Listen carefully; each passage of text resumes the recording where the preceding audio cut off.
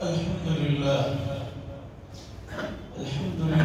نحمده ونستعينه ونستغفره ونؤمن به ونتوكل عليه ونعوذ بالله من شرور أنفسنا ومن سيئات أعمالنا من يهده الله فلا مضل له ومن يضلله فلا هادي له ونشهد أن لا إله إلا الله وحده لا شريك له ونشهد أن سيدنا ونبينا ومولانا محمدا عبده ورسوله أما بعد فإن أصدق الحديث كتاب الله وخير الهدي هدي محمد صلى الله عليه وسلم وشر الأمور محدثاتها وكل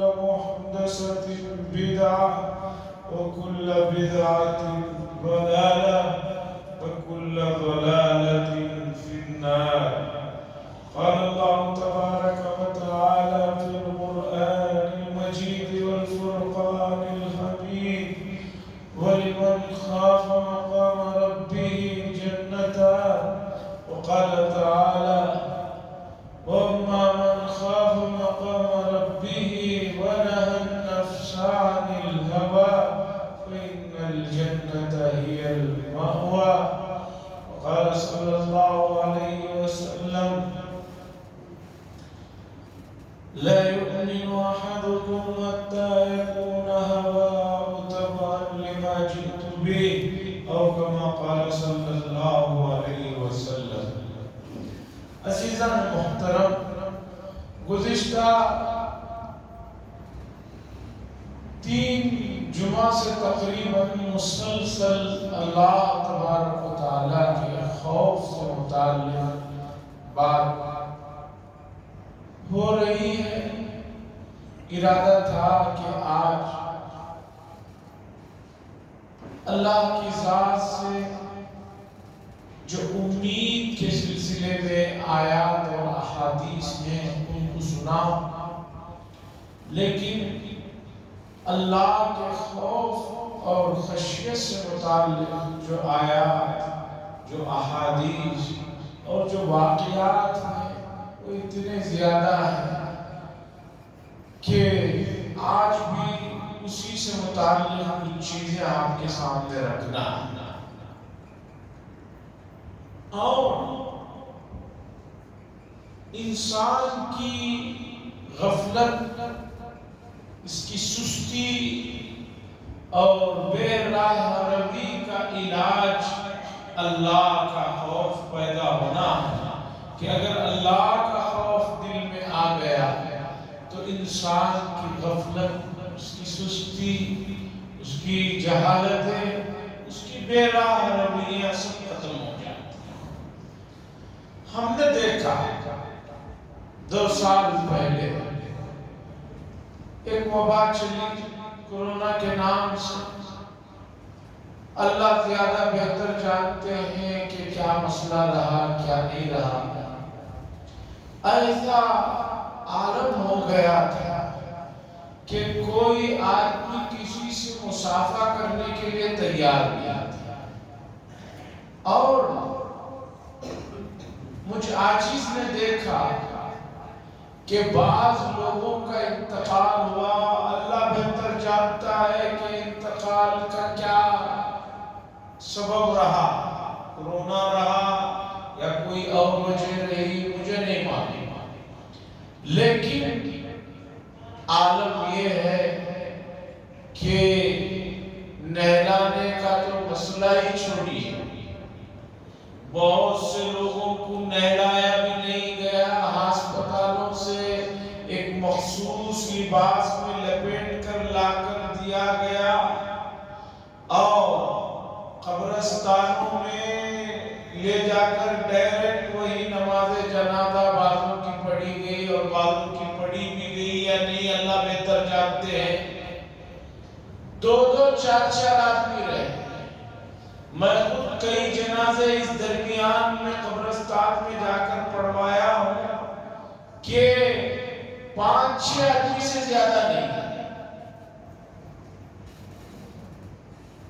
خوف آدمی کو زندگی کی امید اور موت کا خوف اس عالم میں لا کر کھڑا کر دیا۔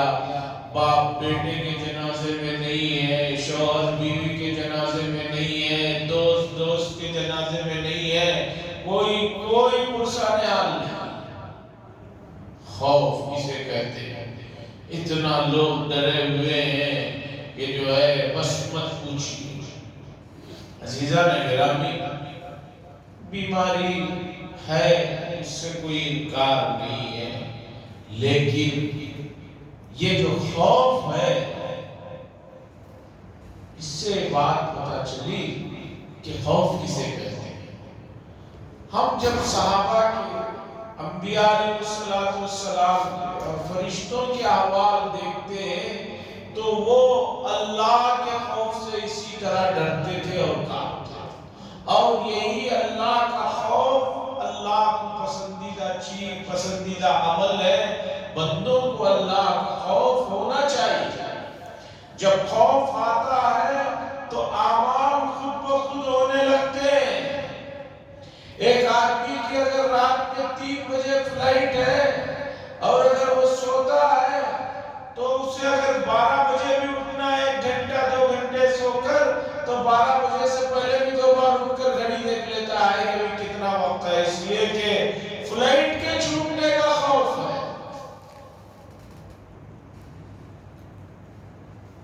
رات کو کسی کو اس وقت ڈیوٹی کو جانا ہے یا انٹرویو کا کام ہے تو وہ خوف ہے کہ اس آدمی کو رات کو بستر پر گہری نیند میں جانے نہیں دے رہا ہے۔ اچھی بات ہے، ایسا ہونا چاہیے۔ ہماری یہ گزارش ہے کہ اللہ کا خوف بھی اس طرح کا ہو کہ آدمی کو فجر کی نماز کے لیے کوئی جگانے کی ضرورت نہ رہے، اس کی آنکھ خود بخود کھل جائے۔ اگر خوف پیدا ہوگا تو اذان سن کر اسے مسجد میں لانے کے لیے اور 4 آدمیوں کو بھیجنے کی ضرورت نہیں رہ جائے۔ عزیزان گرامی، انبیاء تو انبیاء، حضرات ملائکہ، اللہ کا خوف کتنا تھا اندازہ لگائیے۔ ایک واقعہ آتا ہے کہ حضرت جبریل علیہ السلام اتنے بڑے اور اتنے مقرب فرشتوں میں سے ہیں کہ تمام انبیاء علیہ السلام کے پاس اللہ کا پیغام لے کر آئے ہیں۔ اتنے طاقتور ہیں، اتنے مضبوط ہیں کہ ان کی طاقت اور ان کی مضبوطی کا اندازہ شاید ہم اپنی اس دنیا میں رہتے ہوئے اپنی نقلوں سے اندازہ ہی نہ لگا سکتے۔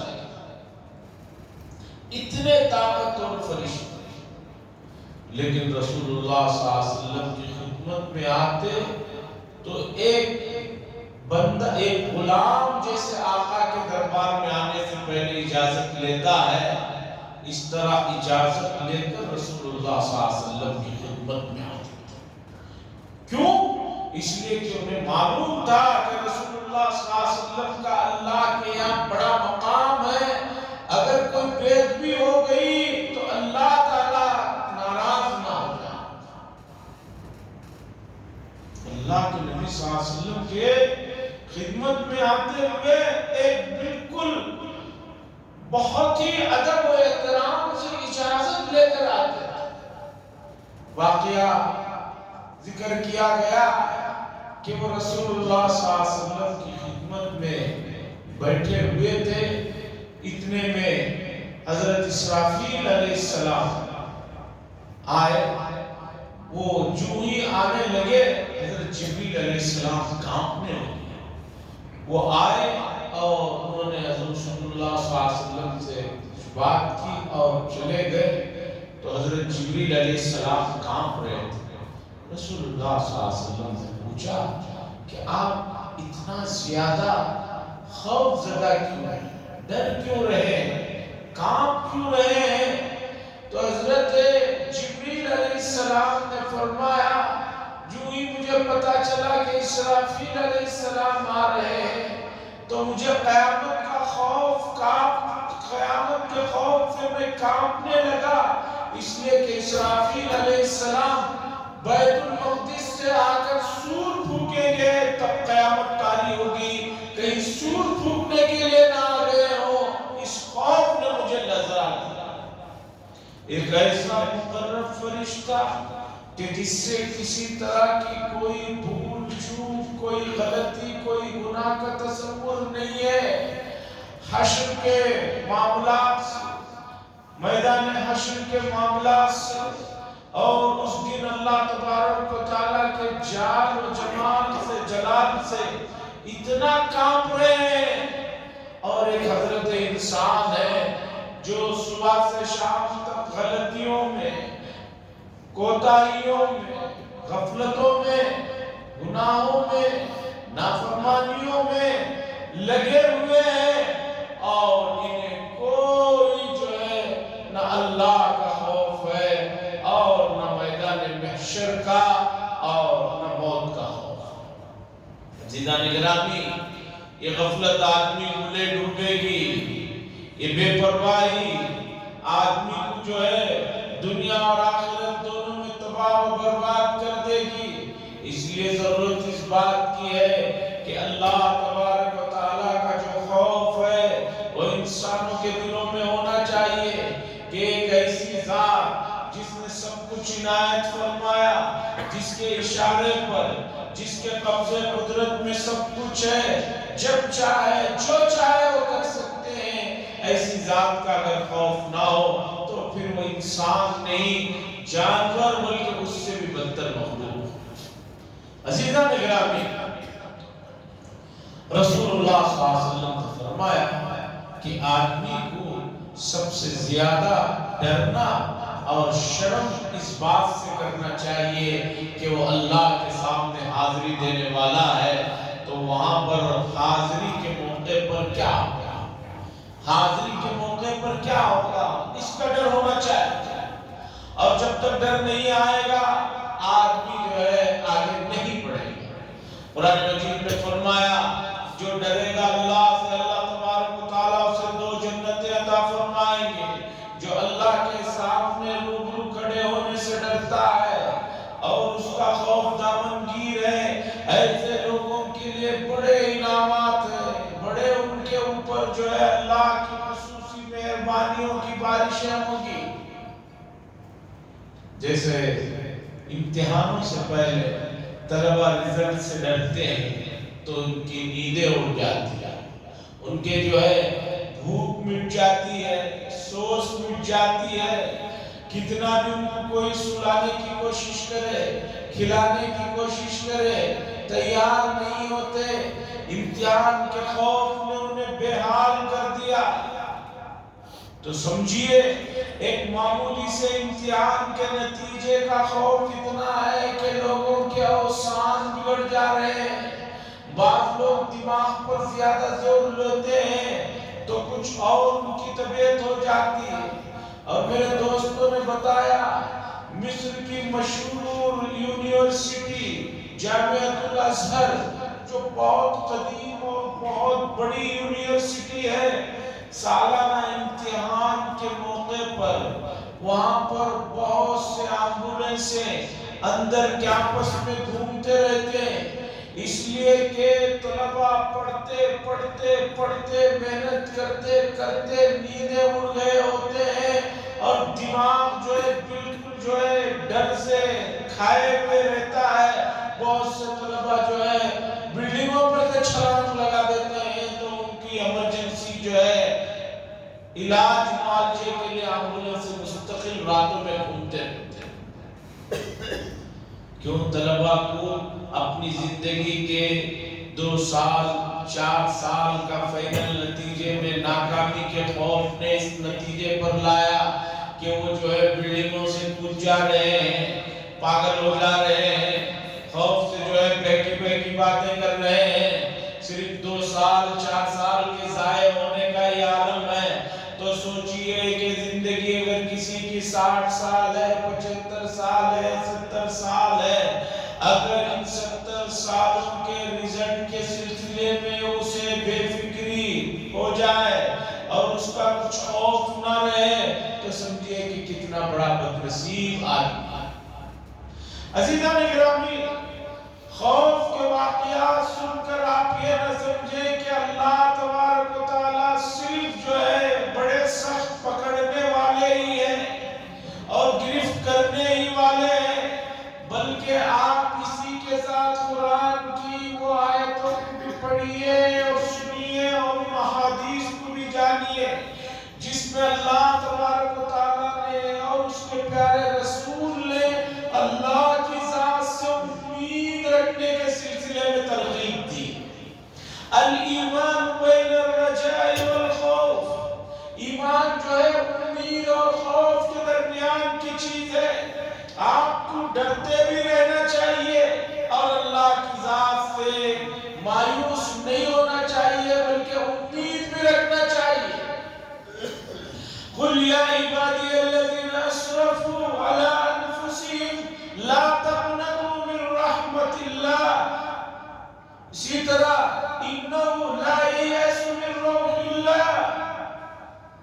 قرآن مجید میں ایسی آیتیں بھی ہیں جو اللہ کی ذات سے امید کو جگاتی ہیں اور ترغیب دیتی ہیں، لیکن اسے بھی سمجھنے کی ضرورت ہے۔ قرآن مجید میں ایسی آیتیں ہیں جو بعض صحابہ اکرام کے بارے میں خاص طور پر نازل ہوئی۔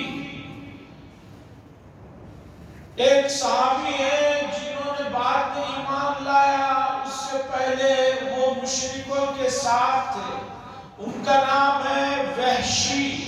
یہ وہی صاحب ہیں جنہوں نے غزوہ احد میں رسول اللہ صلی اللہ علیہ وسلم کے سب سے چہیتے چچا حضرت حمزہ رضی اللہ تعالیٰ عنہ کو حضرت حمزہ رضی اللہ تعالیٰ عنہ کو دھوکے سے پیچھے سے قتل کیا اور بہت بے رحمی سے مارا گیا، چونکہ یہ ایک خاتون کے پاس غلام تھے، خاتون کے غلام تھے، ہندا کے غلام تھے۔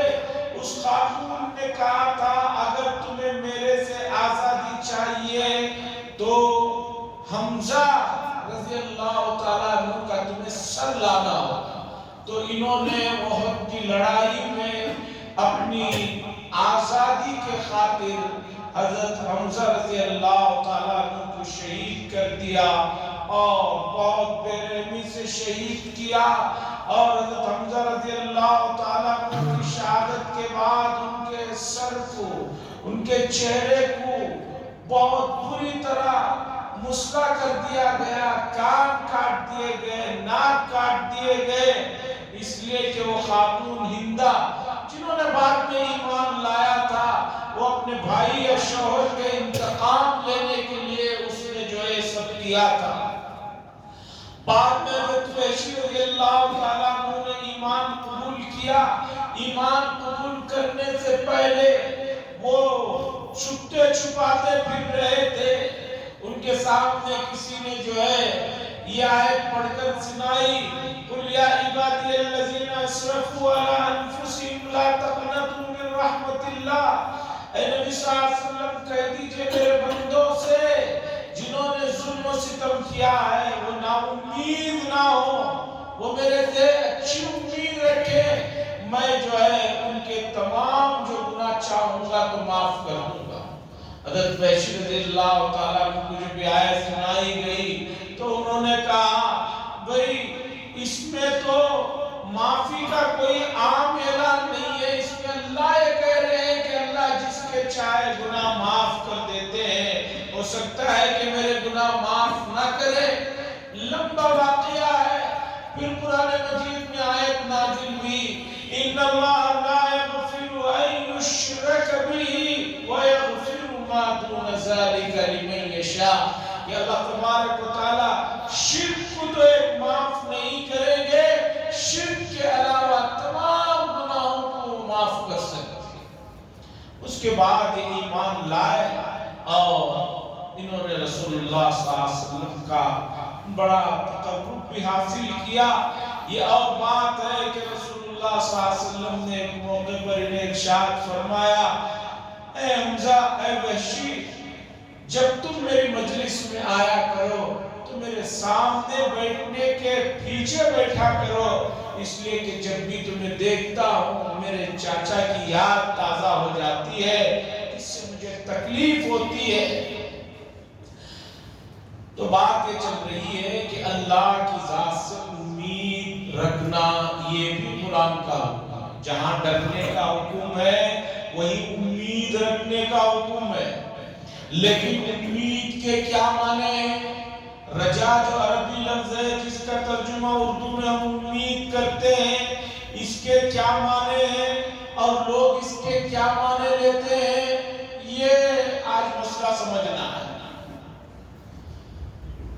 حضرت خانوی نور اللہ مرتضی نے فرمایا، لوگ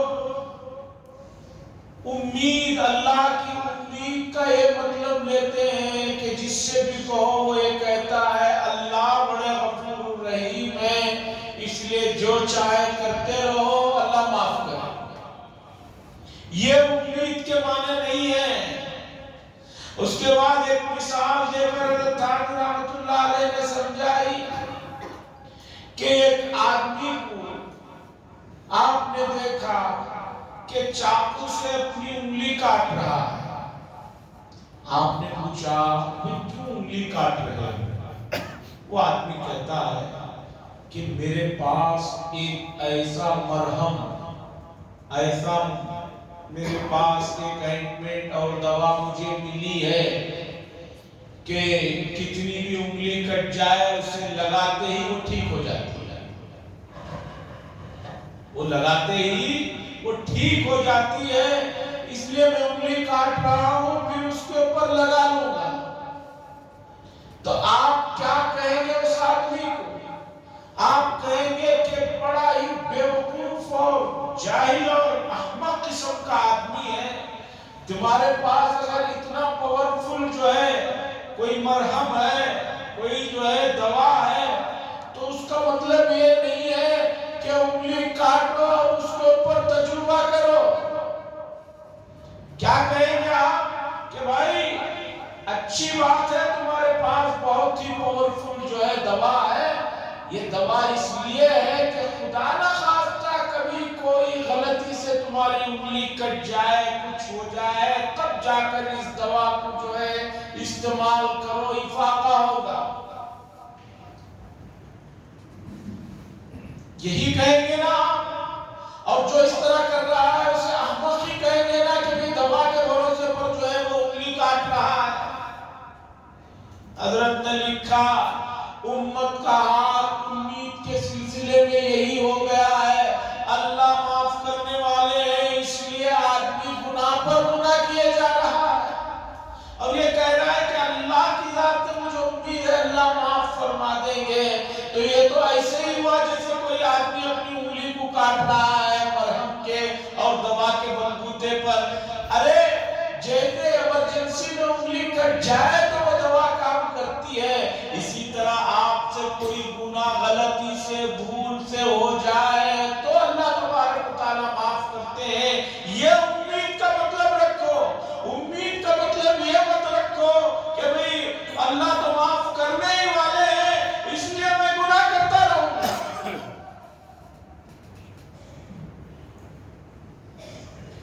ابھی 2-4 دن پہلے فون پر ایک صاحب نے کہا کہ میں اور ہمارے دوست ہیں، کچھ مسئلہ ہے، آپ سے بات کرنا چاہتے ہیں، آپ کو کم سے کم 15 سے 20 منٹ دیں۔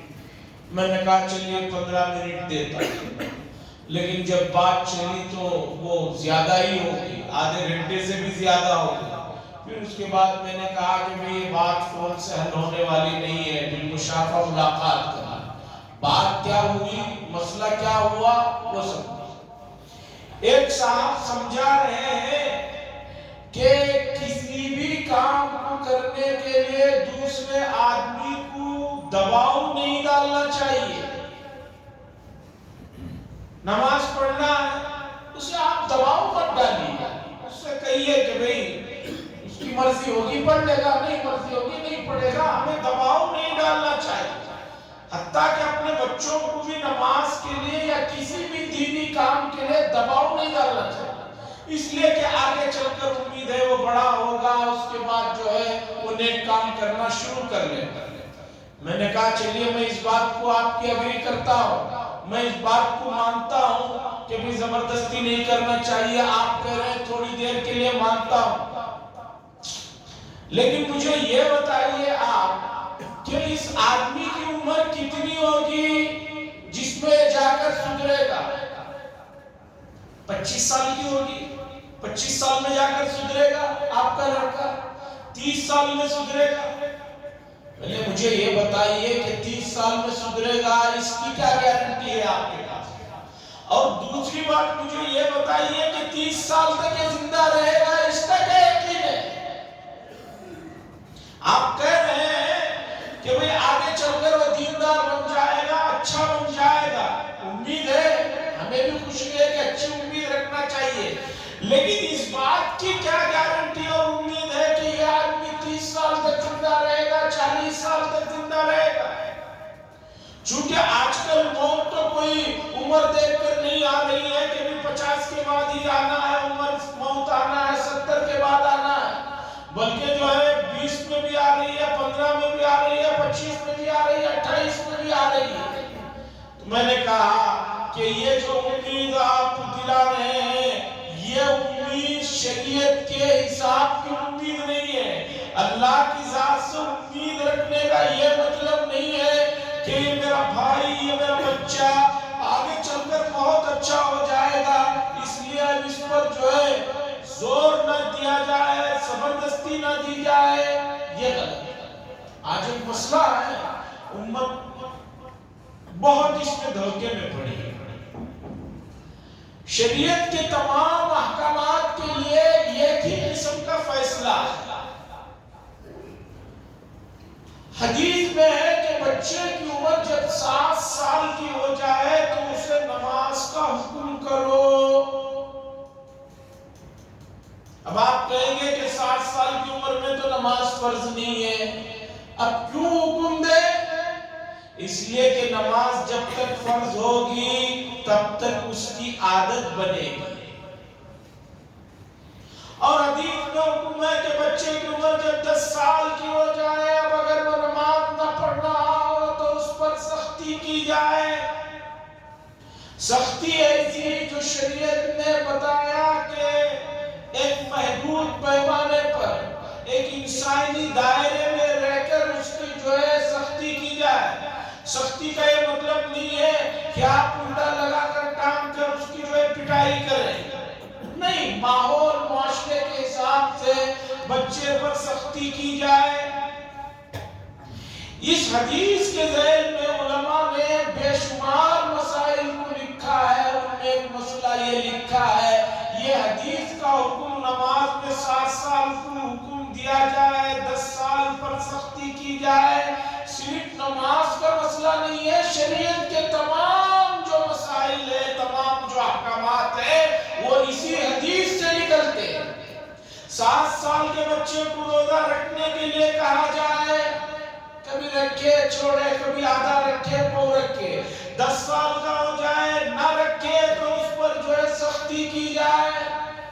7 سال میں اسے برائیوں کا جو ہے روکنے سے اسے روکا جائے، وہ نہ رکے تو 10 سال میں اس پر سختی کی جائے.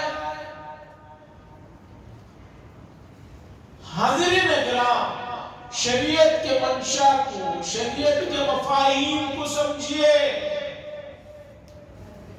آپ نے جو امید رکھی ہے اپنی اولاد سے، اپنے بھائیوں سے، اپنے دوستوں سے، یہ آگے چل کر سدھر جائیں گے، پیدائشی کوئی بھی فرشتہ نہیں ہوتا، اس طرح کے جملے کہہ کر نفس اور شیطان کا ساتھ مت دیجیے. جو آدمی سدھرنے کی، کھمنے کی عمر میں نہ سدھرے اور نہ جھکے، وہ آگے چل کر کیا سدھرے گا؟ اس کی کیا گارنٹی ہے؟ اور آگے چل کر وہ کھمے گا، اس کی کیا گارنٹی ہے؟ لوہا جب گرم ہوتا ہے تب موڑ لیا جاتا ہے، لکڑی جب نرم ہوتی ہے تب موڑ لی جاتی ہے. آج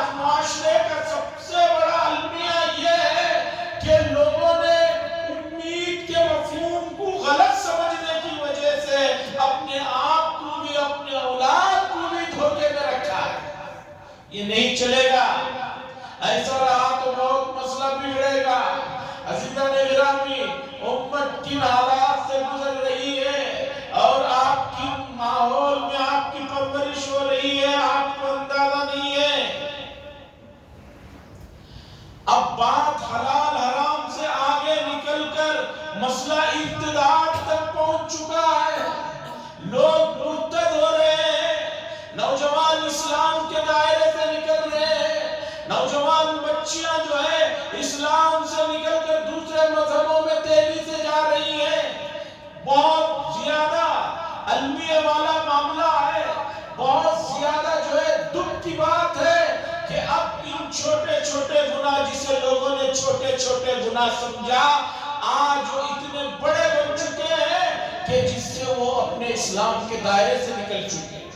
عزیزان گرامی، رسول اللہ صلی اللہ علیہ وسلم نے فرمایا کہ میری لائی ہوئی تعلیمات سے بے انتہا محبت اور اسے بہت ہی عقیدت سے دیکھنا ہر آدمی کی ذمہ داری ہے۔ حضرت عمر رضی اللہ تعالیٰ عنہ اور ان کے فرزند ایک مرتبہ ایک ہی دسترخوان پر ایک ہی برتن میں سالن تھا، کھانا روٹی کھا رہے تھے۔ ایک برتن میں سالن ہے اور دونوں باپ بیٹے روٹی کھا رہے ہیں، اور اس سالن کے اندر لوکی، کدو جسے ہم لوگ بولتے ہیں، اس کے جو ہے ٹکڑے تھے، اور حضرت عمر رضی اللہ تعالیٰ عنہ ان کدوؤں کے ٹکڑوں کو، ان پیسوں کو اپنے فرزند کی طرف کر رہے تھے، اور ان کے فرزند عبداللہ ابن عمر رضی اللہ تعالیٰ عنہ کو وہ چیز پسند نہیں تھی کھانے میں، تو وہ پھر واپس اپنے والد کی طرف برتن میں ڈھکیل رہے تھے۔ حضرت عمر بن خطاب رضی اللہ تعالیٰ عنہ نے 2 مرتبہ دیکھا، اس کے بعد تیسری مرتبہ ایک زور کا جو ہے تمانچہ رسید کیا اپنے فرزند کو، اور یہ فرمایا اتکرہو ما یحب خلیلی، تم اس چیز کو ناپسند کر رہے ہو جس کو میرے محبوب صلی اللہ علیہ وسلم پسند فرمایا کرتے تھے۔ حاضرین، یہ جو چیز ہے معاملات کی، معقولات کی، جس میں شریعت نے بھی اجازت دیا کہ جو چیز آپ کو پسند نہیں ہے اسے مت کھائیے، لیکن اس میں بھی صحابہ کا یہ عمل رہا کہ وہ رسول اللہ صلی اللہ علیہ وسلم کی پسند کو اولین ترجیح دیتے تھے، اور مارا ہے اور کئی دنوں تک بات چھوڑ دیا۔ اسی طرح اگر ہم اپنی اولاد کی پرورش کے موقع پر، جب ان کی عمر اس درجے کی ہے، تو اگر ہم نے ان پر جو ہے شرعی چیزوں کو اس طرح نہیں پیش کیا تو وہ آگے چل کر شریعت کا مذاق کرنے والوں میں سے ہو جائیں گے۔ لوگ کہتے ہیں ابھی بچہ ہے، ابھی بچہ ہے۔ ارے ماں باپ کی نظر میں تو بچہ 50 سال کی عمر میں بھی بچہ ہی رہتا ہے۔ جو بتائیے کہ بچہ ماں باپ کی نظر میں کب بڑا ہوتا ہے؟ وہ تو ہمیشہ بچہ ہی رہتا ہے۔ لیکن شریعت نے بتایا آپ کا بچہ کس عمر میں اسے کیا آپ کو کرنا ہے۔ 7 سال کی عمر یہ ابتدا ہے، 10 سال کی عمر اس میں سختی کرنا ہے، آگے چل کر اور جو ہے سختی کے مراحل کو شریعت نے دکھایا۔ تو بہرحال بات یہ چل رہی تھی کہ اللہ کی ذات سے امید رکھنے کے سلسلے میں قرآن میں آیات اور احادیث رسول اللہ صلی اللہ علیہ وسلم نے جو بتائی ہے، ان آیات اور ان احادیث کا مطلب یہ ہرگز نہیں ہے کہ آدمی اللہ کے غفور الرحیم ہونے کا مطلب یہ لے کہ میں جو چاہے جان بوجھ کر پلاننگ کے ساتھ گناہ کرتا رہوں اور اللہ تبارک و تعالیٰ معاف کرے۔ یہ وہی مثال جو میں نے دی کہ آپ کے پاس مرہم ہے، بھئی مسٹک کچھ ہو جائے تو اسے استعمال کرتے ہیں، یہ مطلب نہیں ہے کہ میرے پاس بڑا قیمتی جو ہے مرہم ہے جو کسی بھی کٹ کو جو ہے جوڑ دینے والا ہے، یہ کہہ کر آپ اپنی انگلی کو کاٹ دیں۔ آج یہی ہو رہا ہے۔ عزیزان گرامی، اللہ تعالیٰ سے خوف اور اللہ تعالیٰ سے امید اس سلسلے میں قرآن و حدیث میں جو آیات ہیں، جو احادیث ہیں، ان کو پڑھیے اور ان کو سمجھیے اور ان کے تقاضوں پر عمل کیجیے۔ اس کے لیے آپ کو روزانہ اللہ کے لیے اور اپنے لیے جو رابطہ کمزور ہوگا اسے مضبوط کرنے کے لیے قرآن و حدیث کے لیے تھوڑا وقت نکالنا پڑے گا. اگر نہیں نکالیں گے تو آپ اور ہم کبھی کامیاب نہیں ہوں گے. اللہ سے دعا فرمائے اللہ تبارک و تعالیٰ اس کی مرضیات اور اس کے تقاضوں کو ہمیں سمجھنے کی اور اس کے مطابق زندگی گزارنے کی توفیق نصیب فرمائے. آخر دعوانا الحمدللہ رب العالمین.